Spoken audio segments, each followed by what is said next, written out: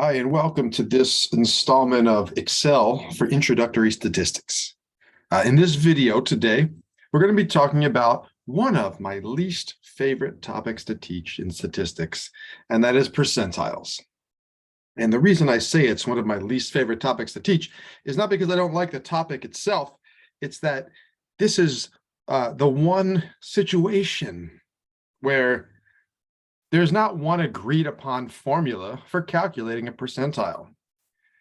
You could pick up 3 or 4 different stats books and see 3 or 4 different formulas that will give you 3 or 4 different answers for the same question. So if we pick up 10 books, 10 different stats books, they're going to all have the exact same formula for the mean or the standard deviation, the variance or the correlation coefficient. But you might see a variety of different formulas for percentiles. Even Excel has 2 different formulas built in that will give you 2 different answers, depending on if you're using what's called the inclusive version or the exclusive version. So I have a tab down here at the bottom. Let's pop over there just for a moment and look at the difference between the inclusive and the exclusive formula. It's basically the word from and between. From and between. So the inclusive formula, which is the one I'm going to be using today, it's the one that's much more commonly used, includes all of the data values in your set from the minimum to the maximum.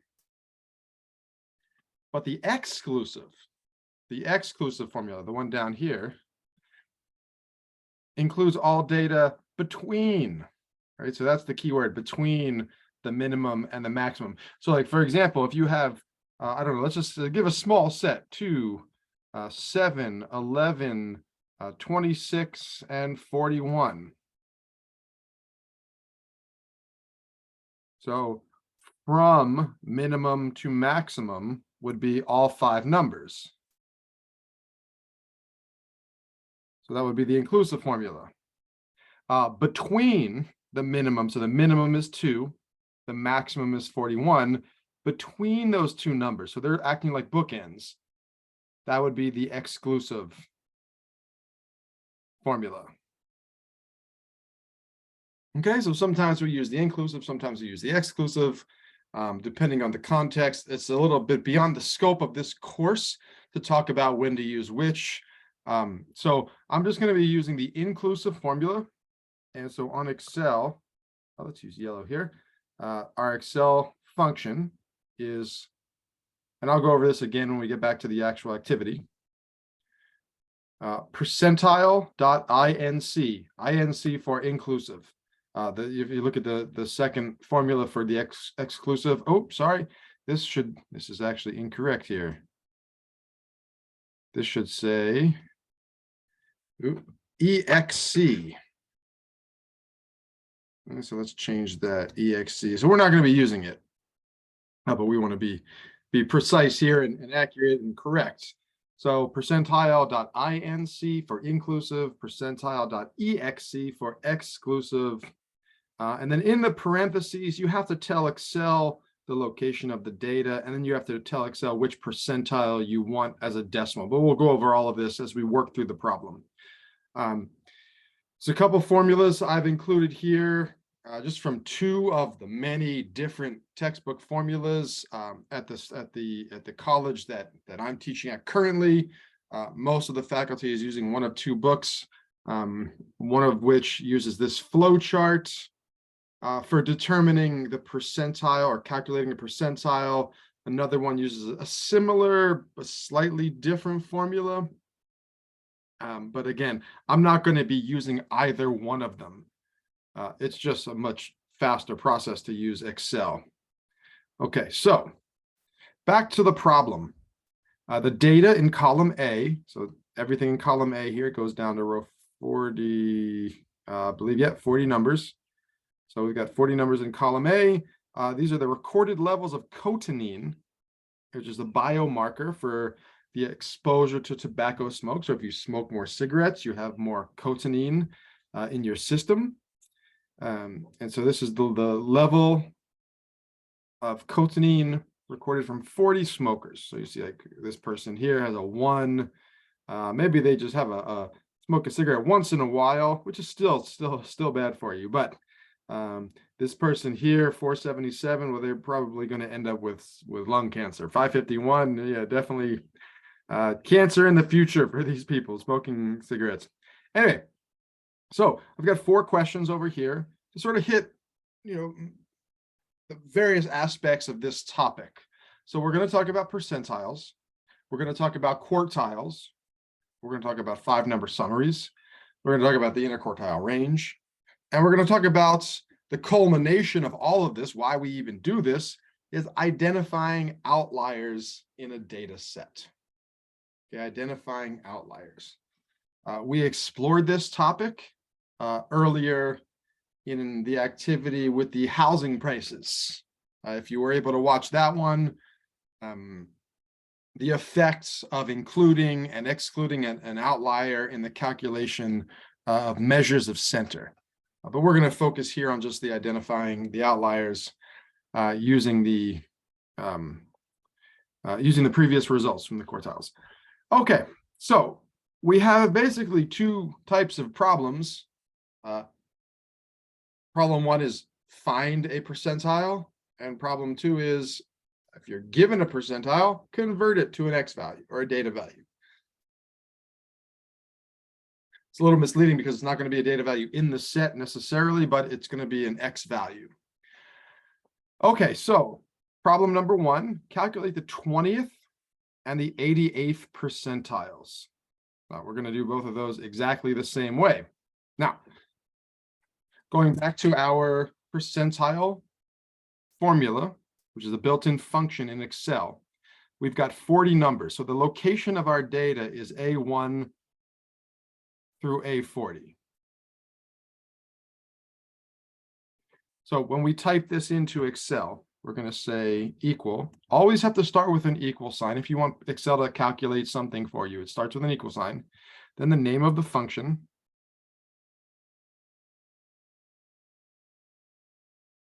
We're using the inclusive percentile function.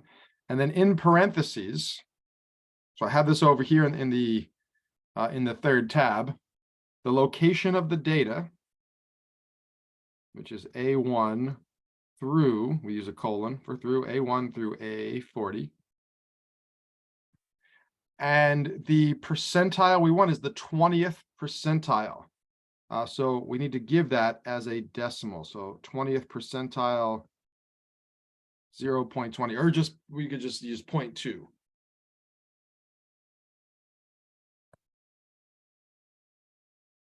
Oh, I think I said 40, but I wrote 4. Okay, A1 to A40. A shorthand notation, if there's nothing else in column A that we want to use, we could actually just use percentile.inc, and then all of column A. If there's nothing else in there, AA. So that would also work. And like I said, you could just do a 0.2. So either way, I'm going to do it the first way, but it's there's no difference in the answer.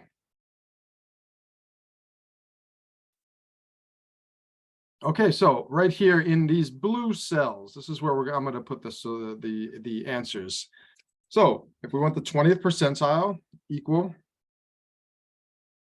So now you see percentile.exe, percentile.inc, they come up as the first 2 choices. Array in Excel, so it's telling you it needs the array. Array is the location of the data. And you could actually type in using the keyboard A1 colon A40, or we can highlight. So I'm just click and dragging with the mouse to highlight A1 through A40, and then comma. K, we're looking for the kth percentile. So K is the percentile you want, and we're going to use 0.20 for the 20th percentile. And you see it also up here in the function bar. Okay, so the 20th percentile is 78.4, which means about 20% of the data is below 78.4. So these percentiles are cutoff values. So that is cutting off the lower 20% of the set. For the 88th percentile, we do it the exact same way. The only difference is we replace the 0.2 with 0.88. So if you could do it once, you could do it any number of times. So let's do percentile.inc. And this time we'll do it the other way. I'm just going to click on the A, which is the label for the title of the column, the first column. So that's saying everything in column A, comma. So I'm right here. I've got everything in column A. The K in this case is going to be 0.88. So this will give us the 88th percentile. So we get 289.32. That means 88% of the data is below 289.32. Okay, now the other direction, we're given a value in the set. We've identified x equals 115, which is the first, well, it's not the first number in the set. It's currently in position 1, but these numbers are randomized. So this one, we have to do a little bit sort of half by hand and half with Excel. So we have to do a little work on our own. The number of values less than x. Now, there's a way to do this with Excel, but since this is an introductory course, I'm not going to do anything more complex than these single, these single one-step functions. So how many numbers in this set are less than 115? Well, there's one there, there's one there, one there, there's one, there's one, there's one. We don't want to go through and count that way. A much easier way of doing this is putting these in order, right? Taking the data in column A and creating what's called a ordered array. An ordered array, which means just reorder the numbers in your set in numerical order, smallest to largest, which is 2 clicks. Do it with 2 clicks. We're in the home ribbon here, right? So click number 1 is to highlight the entire column. And click number 2 is over here, sort and filter. Oh, I think I lied. I think it's 3 clicks. So first, click on the A to highlight the data. Then go over here to select sort and filter. And then there's some options, right? So we have to select smallest to largest. Now, when this window comes up, sort warning, expand the selection. That means if there's any numbers next to the numbers you've highlighted, should they move along with your numbers or continue with the current selection, means only order what you've highlighted. In this case, it doesn't really matter, but, oh, actually it does. This 1 and this 2, these might change. So let's go continue with the current selection, which means only move the numbers that I've already highlighted ahead of time. Okay. So now you see numerical order. Smallest number is 1. Now the 115. Let's highlight that guy yellow. All right. So we want to now we want to say what percentile is the 115. Well, the formula is pretty straightforward. It's a fraction. So it's number divided by number. So the first number is the number of values less than x. And now that the data is in numerical order, which we could easily see there are 12 numbers, right? The 115 is in the 13th position. So there's 12 numbers before it. So let's just write this down. It'll be equal 12. There's 12 numbers below x. In this case, x is the 115. Divided by the number of values in the sample. And we know there's 40 numbers. And it's as simple as that. 12 divided by 40. So I'll just type in equal. I'm using Excel as a calculator, so I'm using the calculator buttons on the keyboard. So 12 divided by 40, enter. So I get 0.3. And now this times 100 in the formula is to convert it to a percentage. So I could either include a times 100, or in the home ribbon, we could convert this to a percentage, and then we can actually get rid of those 0.00. So it's the 30th percentile. Okay, so now number two, the 20th percentile, the 88th percentile hold no significance. There are a few percentiles that are more statistically significant than the others, and we call those the quartiles. Right? The quartiles are the percentiles that split the data set into 4 approximately equal pieces. So let me go back to the pen. The 25th percentile is equal to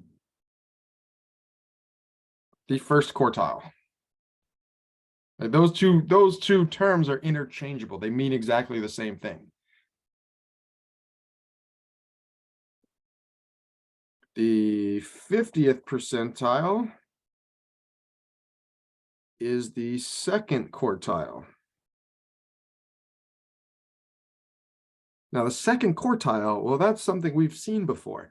The second quartile splits the data set in half. So that's the middle of the set.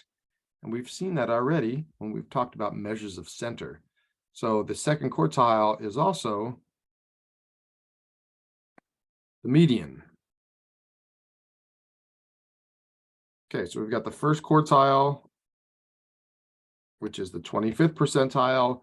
We've got the second quartile, which is the 50th percentile, also known as the median. And then we've got the 75th percentile, also known as the third quartile.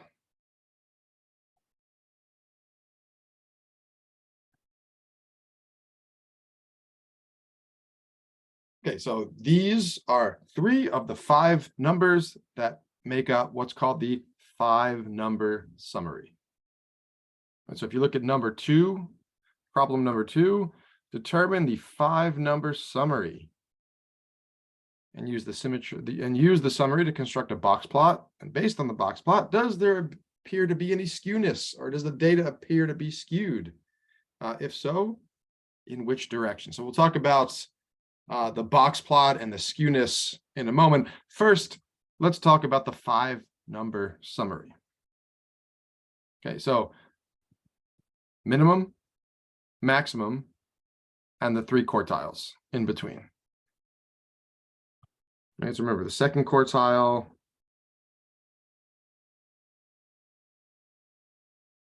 is also the median.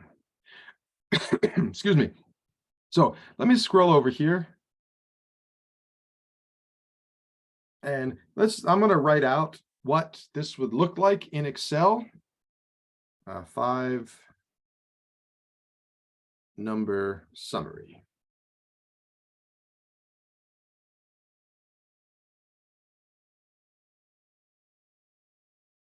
We've got the minimum, we've got the first quartile, we've got the second quartile, we've got the third quartile, and we've got the maximum. Now, the minimum and maximum are easy to see because our data is in numerical order. So we could easily see the first number is 1, that's the minimum. The last number is 551, that's the maximum. But we only put them in order to answer that question in number 1. So let's say if our number wasn't in order, how would we use this on use an Excel function for this? So the Excel function to find the minimum value in a set is equal min, M-I-N. And our data is located A1, through a 40. In this example, we have 40 numbers. So if there's data set is a different size, we would use different numbers there. And the maximum, the function for the Excel telling us what is the maximum number in our set is max, M-A-X, A1 through A40. The percentiles, which in this case, we're calling them quartiles, these specific percentiles, the 25, the 50, the 75. So there's an Excel function for that called quartile. You could also use the percentile function, right? So you could type in percentile.inc A1 through A40, comma 0.25, right? That will give us the 25th percentile, which is the first quartile. But rather than doing that, I'm going to erase this. And I'm going to be using the quartile function because we're looking for quartiles. I might as well use the quartile function.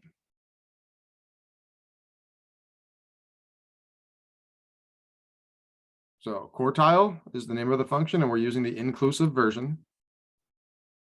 So whether it's percentile or quartile function, we're using .inc for inclusive. Location of the data, A1 through A40. Again, or you could just use A:(A) for all of column A. That works as well. And which quartile do we want? There's 3 of them. So we have to tell Excel which one we want. We're going to use the number 1 for first quartile. Third quartile, exactly the same way. We're just going to use a 3 instead of a 1. Quartile.inc A1 through A40, comma 3 for the third quartile, which will give us the exact same result as if we asked for the 75th percentile. And then for the second quartile, that's the median. And that's something we've seen previously in our exploration of measures of center, A1 through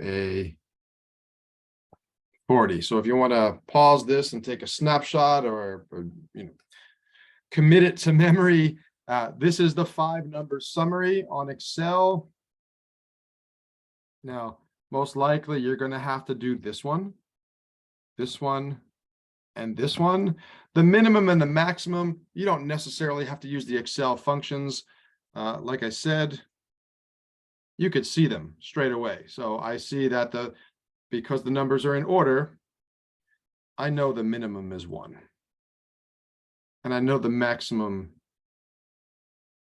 is 551 because it's the last number on the list. So that's 2 out of the 5 of our 5-number summary. All right, so let's quickly get the rest. So we're using quartile.inc,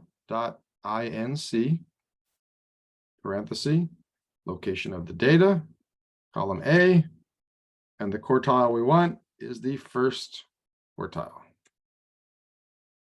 You could actually use 0, 1, 2, 3, and 4 for minimum, maximum at each of the 3 quartiles. That works as well. Usually there's more than one way of doing things on Excel. I'm going to use the median function here because we're doing things one at a time. Median of column A.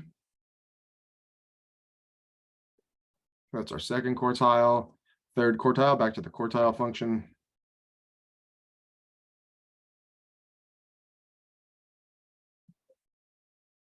Oh, sorry, I'm going too quickly. I forgot the comma 3 for the third. Let's see. AA, comma 3.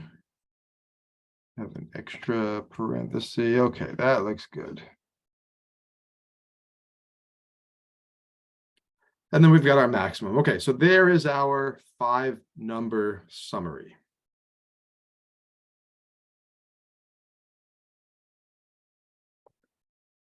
Now, the next step in this question, use this 5-number summary to construct a box plot.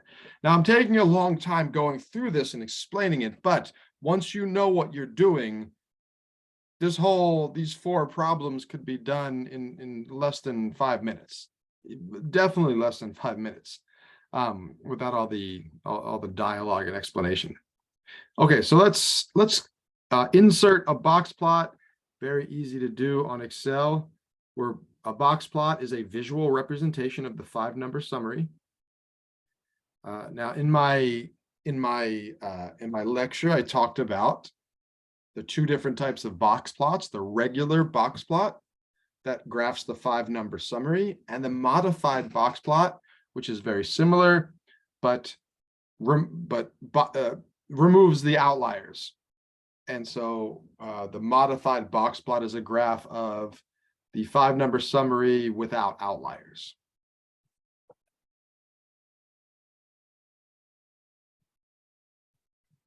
Excel is going to give us a modified box plot, which these are actually more common than the regular box plots. But Excel's definition of outlier is not necessarily the same as our textbook definition of outlier. Our definition of outlier, which we'll see in number 3, uses the interquartile range. So the modified box plot from Excel might show the same number of outliers as we get. We'll see. So to construct the box plot, highlight the 5-number summary. Go to the Insert tab. It's not one of these thumbnails, so we're going to use this little expansion to open up the charts menu, and we're going to go to All Charts, and you'll see Box and Whisker. Box plot, box and whisker graph, they mean the same thing. So box and whisker, interchangeable. So we'll click on that box and whisker, and there it is. So I'm going to move this guy over. Let's find some space for it. Let's move him down here.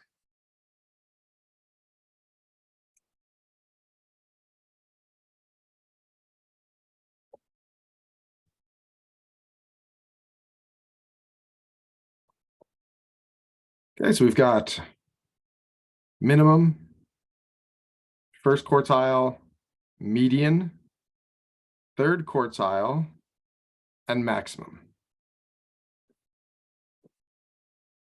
The box plot is a one-dimensional graph, so the orientation doesn't matter. So vertical orientation, horizontal, it could go up, down, it could go left, right. It doesn't really matter. Now, there's ways you could change the visualization or the effects of the graph. I'm not going to do that in this video. I'm going to leave it just a basic box plot. We're not going to do anything else with that. I just wanted to talk about how to construct one and then look at it to determine, does the data appear to be skewed? Well, yeah, it looks like it's skewed right to the high end, because this leg is much bigger, about 3 times as long as this leg. So between the minimum and the first quartile is only about around 50. And from the third quartile to the maximum is about 150. So it looks like this graph is somewhat skewed right. Right is the high end, left is the low end. So if the right leg or the high end leg is longer, we say it's skewed right. Okay, so now let's identify outliers. So the way we identify outliers is, didn't mean to do that. We are going to use the first quartile and the third quartile. I'm going to unhighlight this 115 because we're done with that. Okay, so I highlighted the 99, which is the first quartile. I highlighted the 256, which is the third quartile. So we're going to use those 2 numbers to get the cutoff values for outliers. So we could say, okay, anything above this number is an outlier. Anything below this number is an outlier. So I've got the formula written here in red. So the low end cutoff is the first quartile minus 1.5 times the interquartile range. So the interquartile range, abbreviated IQR, let's write this down here. The IQR, the interquartile range, is basically the range of the middle 50% of the set. We've talked about the range of the set, which is maximum minus minimum. The interquartile range is same formula, subtraction, but instead of the max and the min, we're using Q3 minus Q1. So that's it. We just subtract those two numbers, and that's the interquartile range.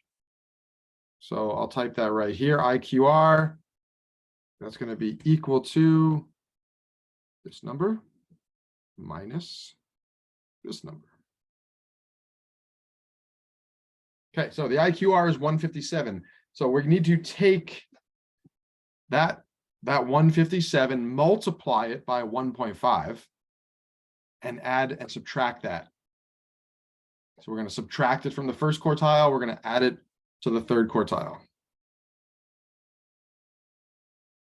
Okay, so for the low end cutoff for outliers, we're going to do equal to Q1. I'm going to type into Excel exactly what I have here, equal to Q1, which is the 99 is in D15. I just clicked on the 99, minus 1.5 multiplied by the interquartile range.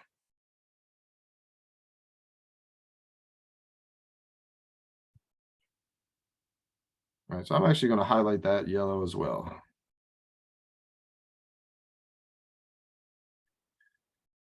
So these are the three numbers that are going to give us our outliers: Q1, Q3, and the IQR, the interquartile range. So this is saying any number that is smaller than negative 136.5 is an outlier.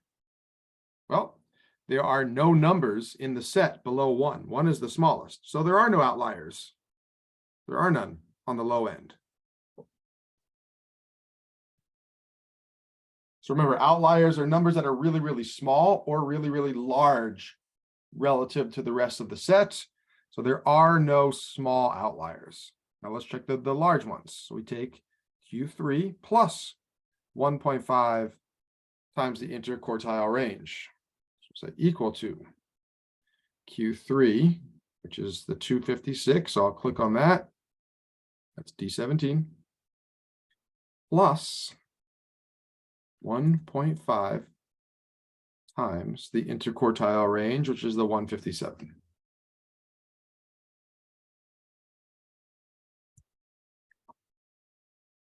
So anything below negative 136.5 or anything above 491.5 is an outlier. And so if I scroll down, you'll see there are a couple of outliers here. Looks like 2 of them.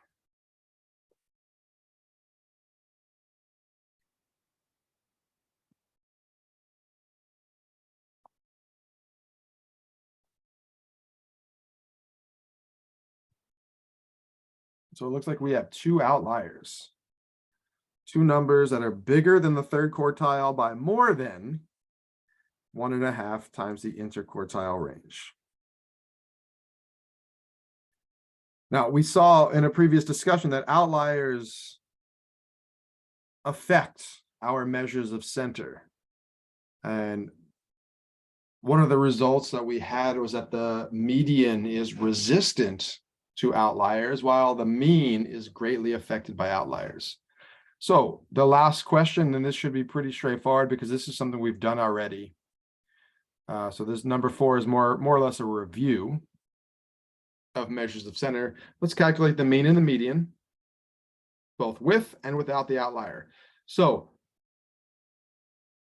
the mean of the entire set, we're using all 40 numbers. And without the outliers, we're only using the first 38, because remember, the last two are outliers. So let's say equal average A1 through A40. Okay, so we're taking the average of all 40 numbers. That's the mean. And if we drop the two outliers, A1 through A38. Right, we're not including the outliers.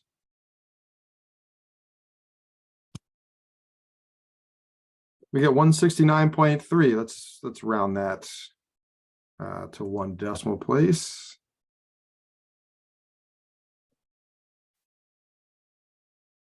So it changes the value of the mean by almost 20, right?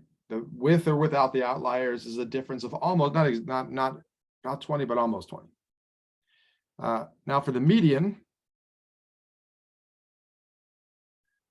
we already have it above is 173, but let's just, I'll do it one more time quickly. A1 through A40. And hopefully we get the same, yep, 173. And now the median without the outliers.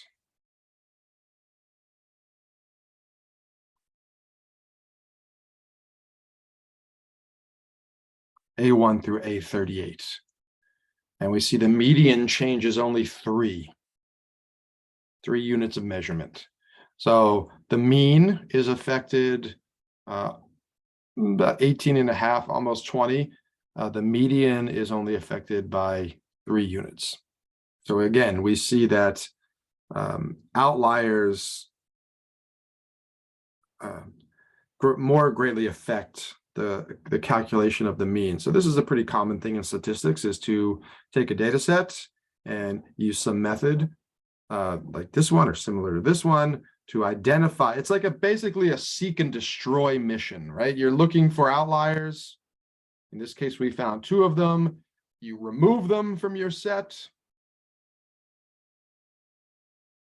And then you do your statistical calculations on the ordinary values. We could still include those on the graph. So our box plot would look something like this. We would have our box plot, and that maximum would be the maximum non-outlier. So that would be a 477. And our minimum value is 1. Our median is the 173. Our first quartile was the 99. I'm just giving a very rough sketch here. The third quartile was the 256. And then we would have, either a dot or an asterisk over here and over here. So visualizing that there are 2 outliers. There is a 521 and there is a 551, but we're not including them in our calculations. 551. All right, so there's the box plot for this particular set of 4. Well, this is the modified. We call this a modified box plot.